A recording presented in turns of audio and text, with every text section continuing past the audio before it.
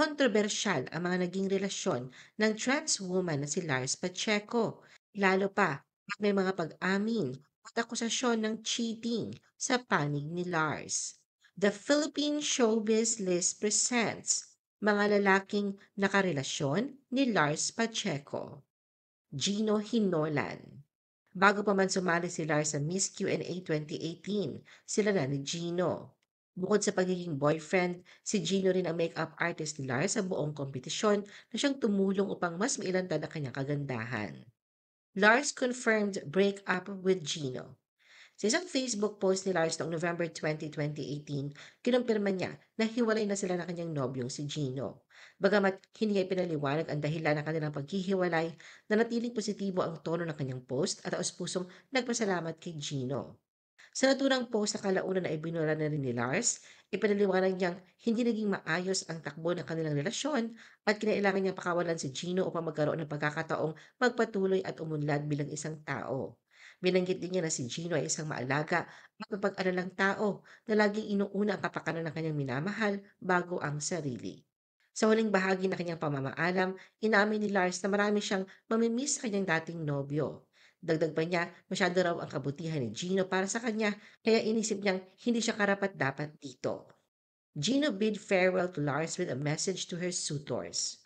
Samantala sa isang Facebook post ay nagpaalam si Gino at ipinahayag ang kanyang pasasalamat kasabay ng pag-amin na pareho nilang sinubukan ang lahat upang ayusin ang kanilang relasyon. Gayunpaman, dumating sila sa puntong kinakailangan na nilang maghiwalay. Ayon kay Gino, "Till we meet again, my Narcisa, ayoko lang maging pabigat sa tao dahil pag mahal mo ang isang tao, you will set them free kung hindi na ikaw ang happiness niya.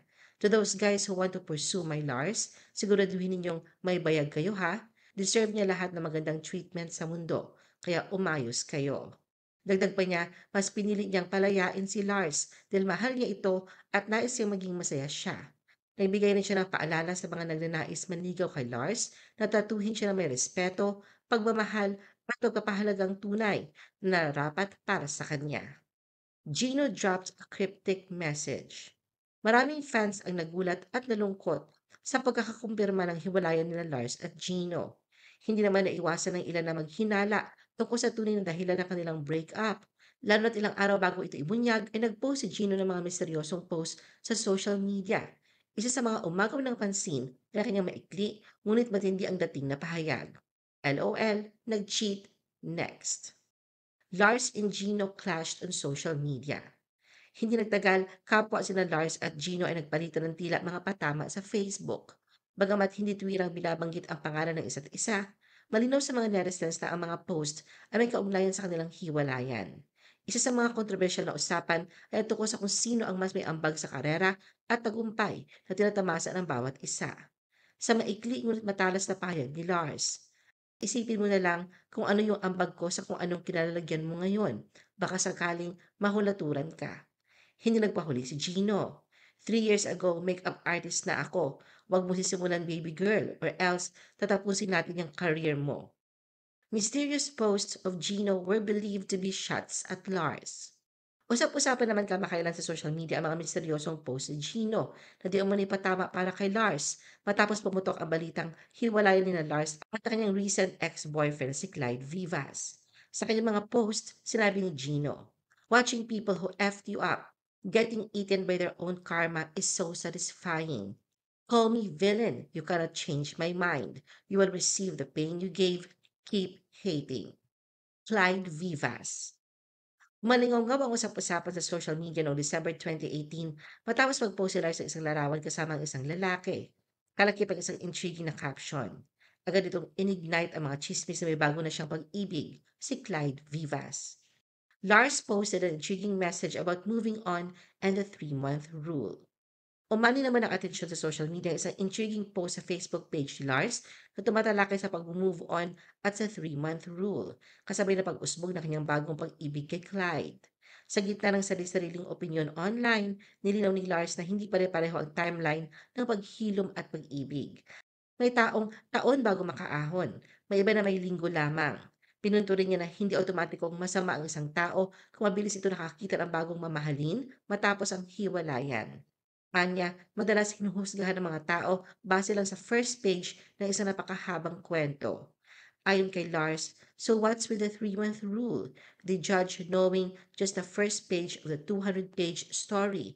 Huwag mong ipagkait sa sarili mo ang sumaya. For as long as you know your heart is pure, just love.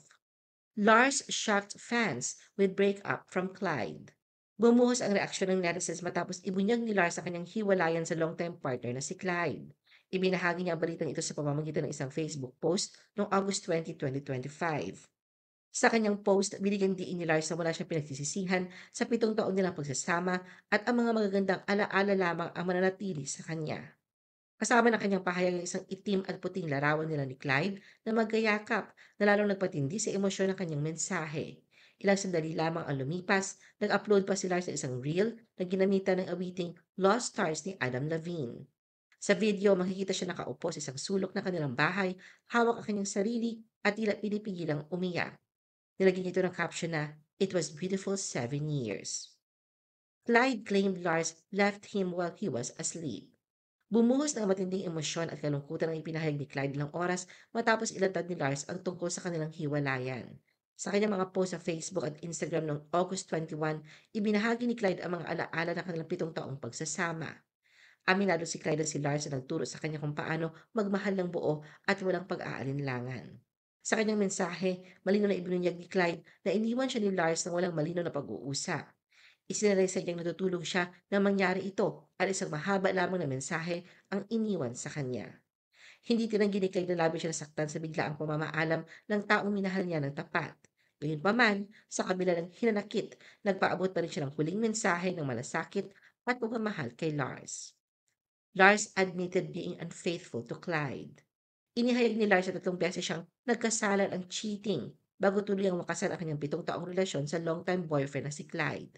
Noong August 21, nag-upload siya ng isang 5-minute video sa Facebook upang sagutin ang mga katanungan at usap-usapan tungkol sa kanilang paghihiwalay. Ginawa niya ito ilang oras matapos ibahagi ni Clyde sa social media ang kanyang hinanakit kung saan sinabi nitong iniwan siya ni Lars nang walang malinaw na paliwanag, isang mahabang sulat lamang ang kanyang iniwan habang siya ay natutulog.